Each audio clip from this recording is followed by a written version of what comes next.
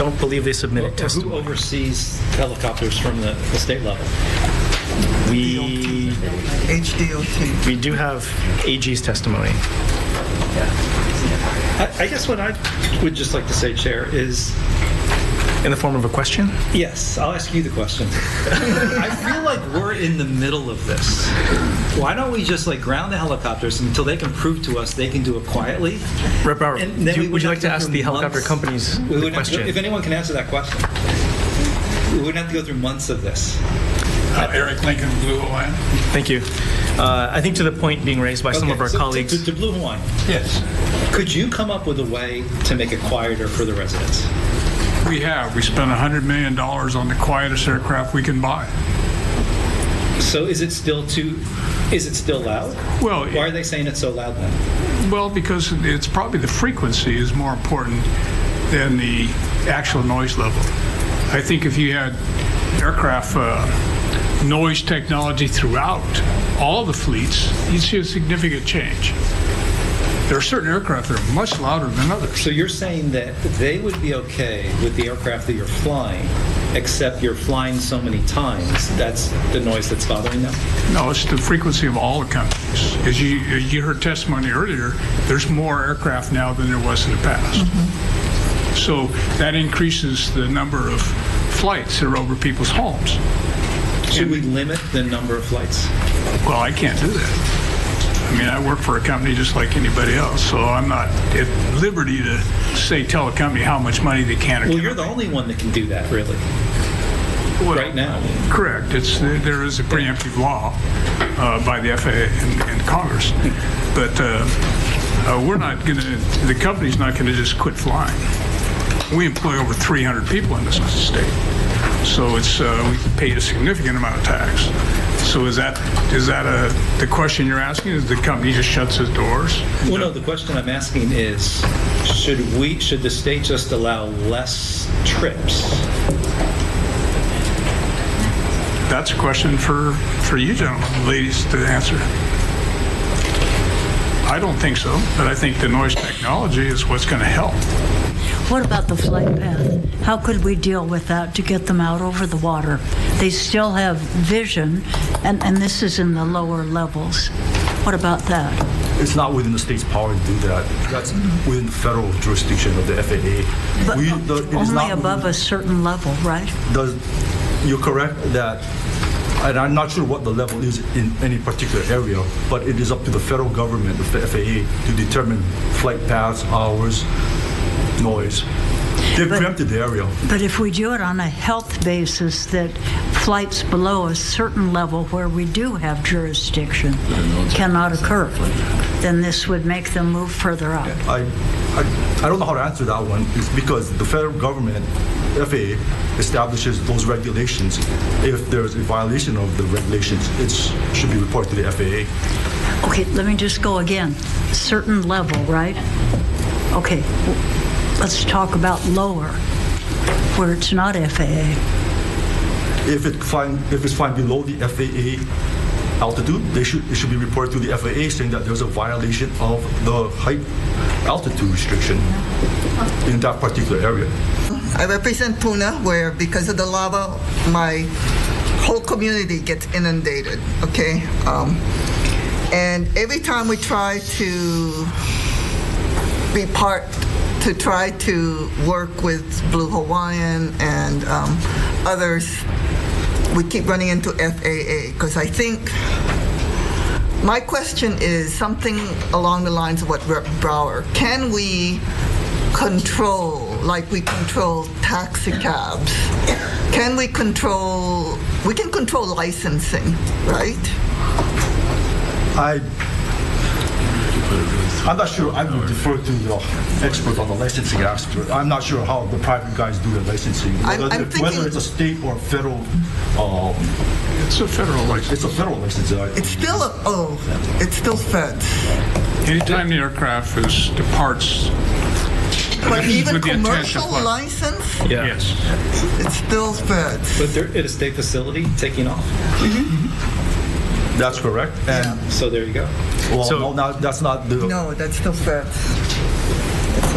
all the state airports are governed by federal grant assurances. We get money in return to making the airports available to the public, and we cannot discriminate. Okay. I think what the, I'm sorry. They I'm just need sorry. the telescope Wait a second. protesters Okay. to protest the airplane. Yeah, okay. So I think that's the genesis of the bill, was a tax credit, because we can control tax credits as far as state taxes.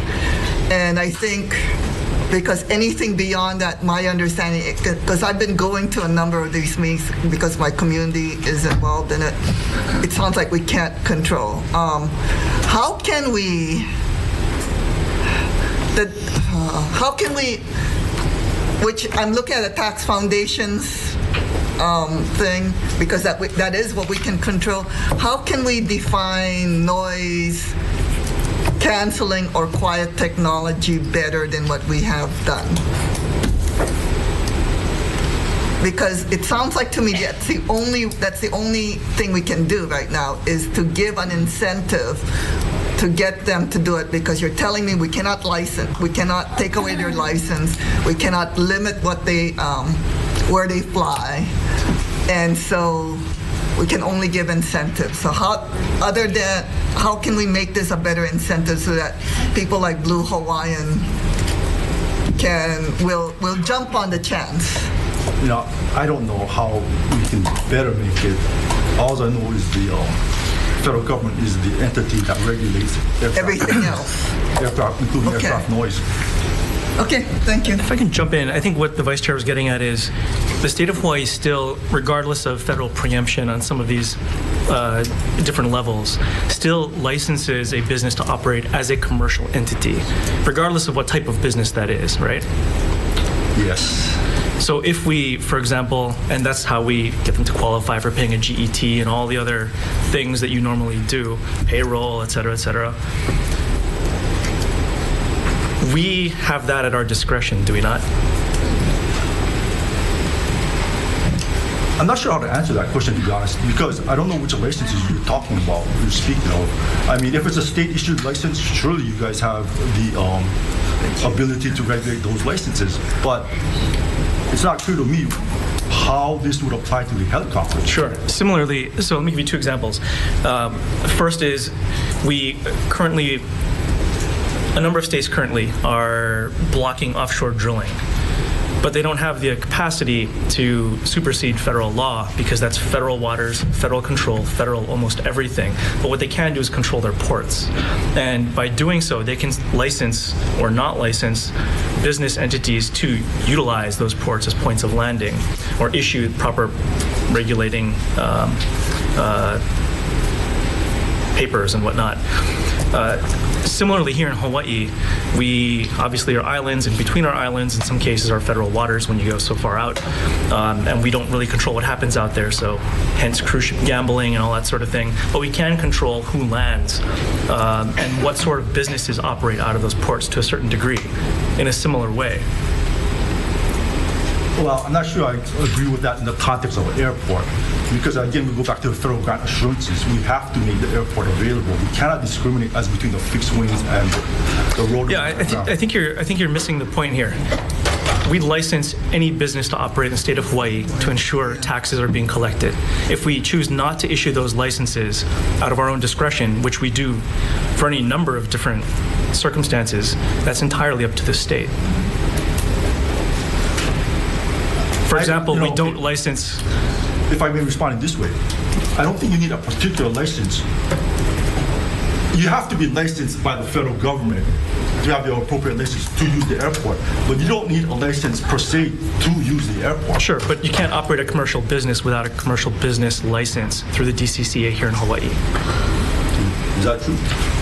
I don't know the answer to that, so I'll defer to I can't answer whether you're required to. Let me ask you this way. Are you able to operate as a tour business without registering as a commercial business and paying taxes? To my knowledge, I don't know that as a fact. One way or the other. How do you operate a business if you don't? Well, we operate a business, but it doesn't mean that the grant assurances and the accesses are to be denied. That's a question that is beyond me. That's. We can, I'm sorry. Let me. Sure. Okay, so I'm thinking about carrot and stick. We can. Okay, I think I kind of agree with the implication that I don't think, even though we can require them to have a GE tax license, but that's only limited to taxing. We can increase taxes, right? With the amount of, can we increase taxes depending upon the number of tourists they have? We can do it by revenue. You can raise We can do it by revenue, right? They're gonna make it like cigarettes. So instead of like 4%, we can actually have like but it sounds like something that can't be done today, but it's. No, we can do it today. Okay, we can do it today. We're going to do it today.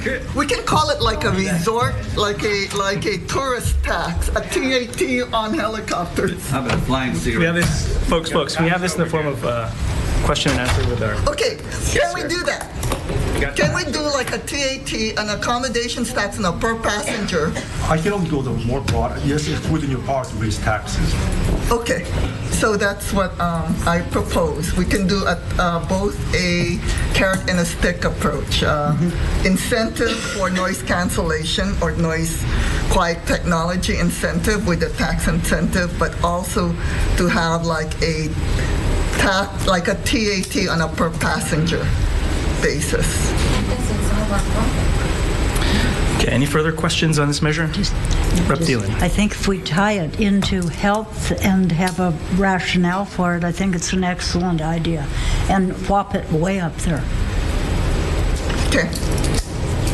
Okay. No. Further questions? If not, thank you very much. Thank you. Sylvia will love that one. All right, let's move on to the next measure, SB 189, Senate Draft 1.